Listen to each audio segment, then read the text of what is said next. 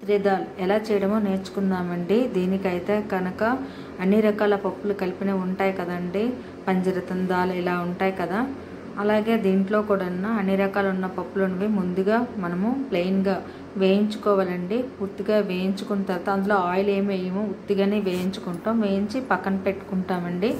శుభ్రంగా సిమ్లోనే వేయించాలి ఈసారి అయితే కనుక, ఎందుకంటే ఇందులో మ్యాంగో వేస్తాం కదా, అది కొంచెం పులుపుగా ఉంటుంది. అందువలన మనము సిమ్లో పెట్టి వేయించాలి, కొంచెం కూడా హైలో పెట్టాం.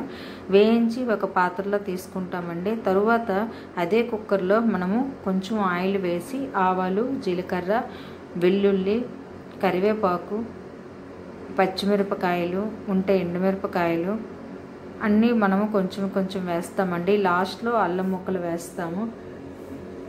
వేసి పూర్తిగా వేయించుకుంటామండి. ఇందులోన మనము స్పెషల్గా జీలకర్ర అయితే కంపల్సరీగా వేయాలి. కొంచెం ఎక్కువ వేసినా బాగానే ఉంటాయి, బాగుంటుంది, మంచి టేస్ట్ వస్తుంది. మనము పూర్తిగా వేగిన తర్వాత అప్పుడు మనం ఏం చేయాలంటే కొంచెం మామిడికాయ ముక్కల్ని పైన చెక్కు తీసేసి అందులో వేసుకోవడానికి రెడీ పెట్టుకోవాలండి. అంటే మామిడికాయను చెక్కు తీసేసి కడుక్కోవాలి. తర్వాత దాన్ని టెంకను తీసి ముక్కలుగా కట్ చేసుకోవాలండి. కట్ చేసుకుని అందులో వేసుకుంటాం. అది వేసుకుంటే బాగానే ఉంటుంది. చూడండి, అవి ముక్కలు కట్ చేసినవి నేను అందులో వేసుకున్నాను.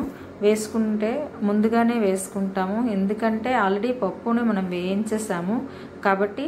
ఈ మామిడికాయలను కూడా కొంచెము, అంటే ఇవి పచ్చి మామిడికాయలు కదండి, జీడి వాసన కానీ ఏదైనా ఉంటే కొద్దిగా వేయించేస్తే ఆ స్మెల్ పోతుంది, చేదు అనేది పోతుంది. అందువల్ల ఎక్కువసేపు వేయించకుండా కొద్దిసేపే వేయించుతాం. తర్వాత అందులో పసుపు వేస్తామండి.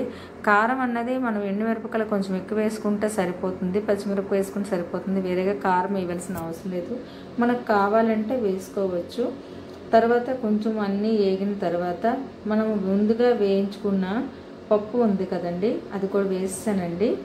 ఆ పప్పు వేసిన తర్వాత మనం వాటర్ కూడా వేస్తామండి. కొంచెం వాటర్ ఎక్కువగానే వేయాలి, లేకపోతే ఈ మామిడికాయలు అడుగు కంటి పప్పు ఉడకదండి. కొంచెం ఎక్కువ వాటర్ వేస్తే మామిడికాయలు తేలిపోతాయి కదా, అడుగు పప్పు అనేది చక్కగా ఉడికిపోతుంది. ఆ ఉడికే ముందులే మనం ఏం చేయాలంటే కొంచెం ఉప్పు కూడా వేసుకోవాలండి. ఉప్పు కూడా వేసుకొని తర్వాత మనం కుక్కర్ పెట్టి ఒక 3 విజిల్స్ ఇచ్చేస్తాం. మరీ ఎక్కువ విజిల్స్ ఇవ్వకూడదు. ఇచ్చేసిన తర్వాత మనం కలుపుకోవడమేని. మనమైతే కవ్వంతో దీన్ని చేయమండి, ఎందుకంటే మామిడికాయలు పూర్తిగా మెత్తగా అయిపోతే చూడండి అన్నీ చక్కగా ఉన్నాయి. జస్ట్ గరిటతోనే మనము స్మాష్లా చేసుకొని వేరొక పాత్రలో తీసుకోవడమేనండి. చాలా టేస్ట్గా ఉందండి. కొంతమంది అయితే కనుక ఇవి నేను కొంచెం ఎక్కువ మామిడికాయ ముక్కలను ఎందుకు వేసానంటే ఇది పులుపు తక్కువ ఉంది. పులుపు ఎక్కువగా ఉంటే కనుక 1-2 ముక్కలు వేసుకుంటే సరిపోతుంది. ఇది మామిడికాయల సీజన్ కదా.